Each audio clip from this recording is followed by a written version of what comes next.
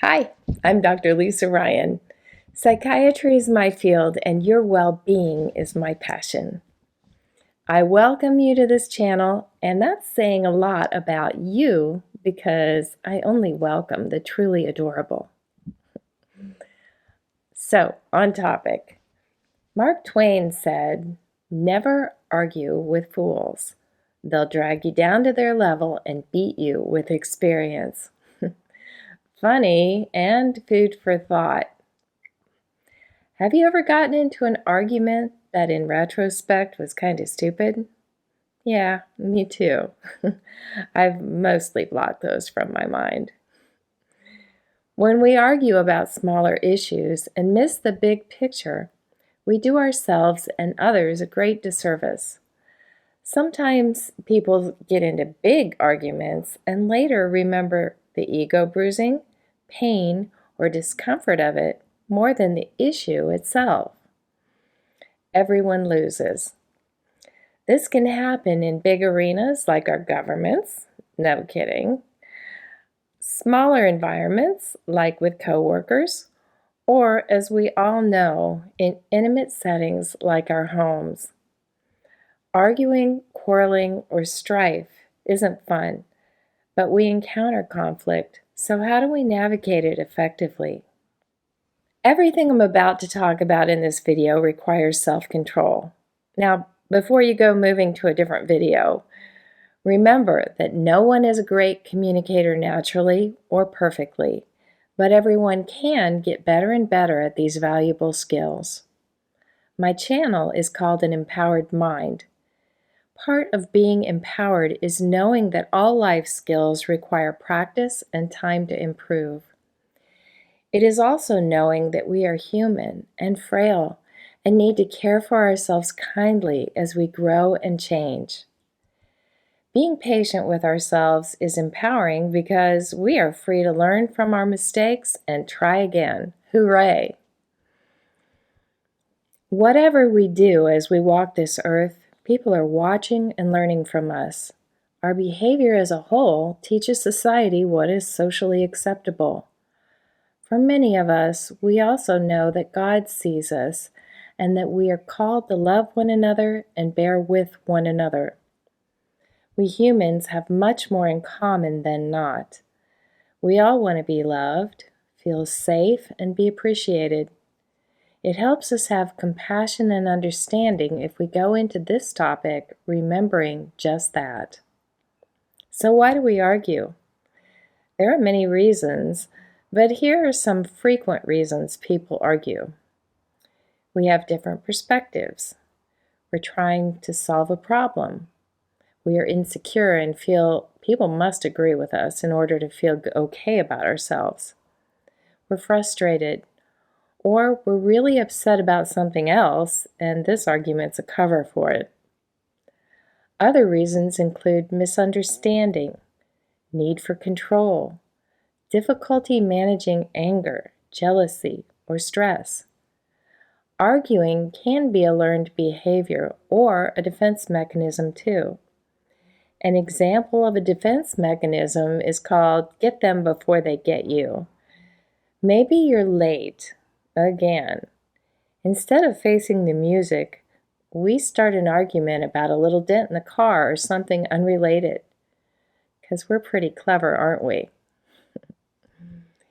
Here are some reasons that are pretty good to avoid arguments. They destroy unity.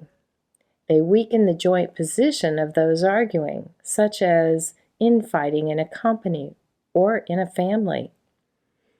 They occur when we lack humility, and there are better ways to get our point across. An argument can't happen without two participants, so it's great news that if you're one of those participants, you have complete control over what comes out of your mouth. No, I don't, you might say, but yeah, you do.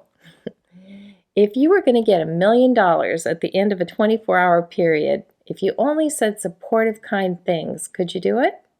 Most likely, yes, which proves my point.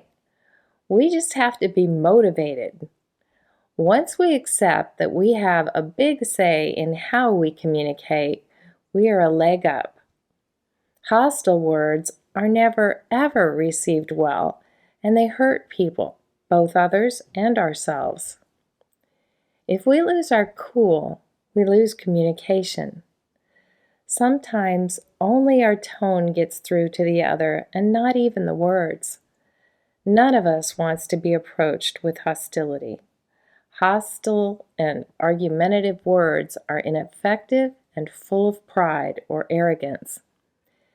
There can't be an ugly argument without pride, and pride goes before a fall. You can be as right as rain, but it won't matter if you don't know when to stop talking.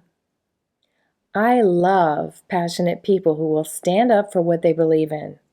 But I also like it if those same people can read the room and figure out when they are not being effective at arguing their case. We can hammer all day, but we won't make a dent in what someone else believes unless we know how to express our ideas and when to stop. Approach is everything, and attitude is the other everything.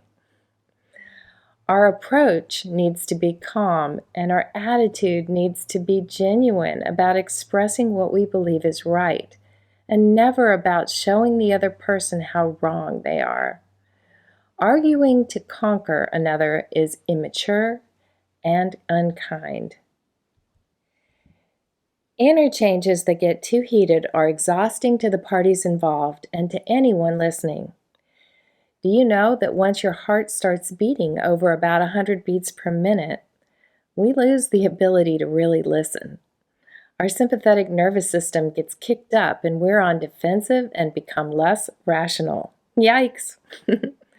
We need to be smart and keep things calm. If you don't know how to assert yourself and keep cool, then you need training and practice with someone who does. This is a life skill that can be developed. Be patient with yourself if you are working on this, but keep your end goal in mind. Learn from mistakes and try not to repeat them. It feels good to make progress. I know. At first glance, it seems like it would be nice if we could make people agree with us. But if that were possible, then that not so desirable person could have made us marry them. Yeah. All we can do is be smart about how we make our case. We absolutely can and must be true to ourselves and express what we believe in our hearts. But we can't do it anytime, anywhere, or with every person. The first thing we can do is to find out the other person's thoughts and listen respectfully, just as respectfully as we want to be heard. That means letting the other person speak without interrupting, and then asking if there's anything more. This way, we actually know what we're offering another opinion on, and we have demonstrated that we can listen. It is great to clarify and make sure the other person's statements are understood. We don't want to make assumptions. There is no room for sarcasm or ugliness, even if we feel like it, even if the opinion seems outrageous or ill-informed. Then we need to find out if they are willing to hear our thoughts on the subject. If someone isn't open, then we might as well not even try. If we aren't sure if the other person's open or not, we can ask. If they say yes, then we have a chance of being heard and a chance to influence.